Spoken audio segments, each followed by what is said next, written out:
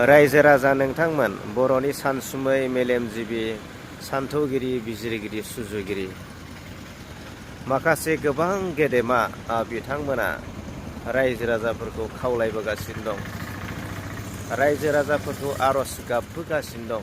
जोङो खावलायनायखौ नुनो मोनगासिनो दं। मानोना गोजोन खौसेथि आरो जौगानायखौ नोंथांमोना मोननो हास्थायोब्ला UPPL पार्टिनो भट हो। थिग बेबायदिनो नोंथांमोननो जुदि खौसेथि गैयि, जाख्ल'नाय जौ जुवा गोजोन गैयै रायजो एबा खुंथायखौ नांगौब्ला BPF पार्टि एबा दोलोआव भट हो।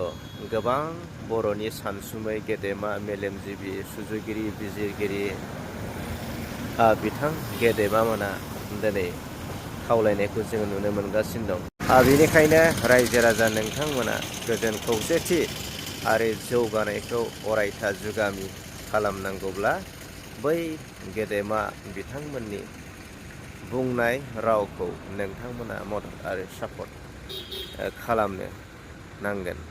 अब्लासो गोजोन आरो खौसेथिया अरायथा जुगामि जागोन। जै जाथों।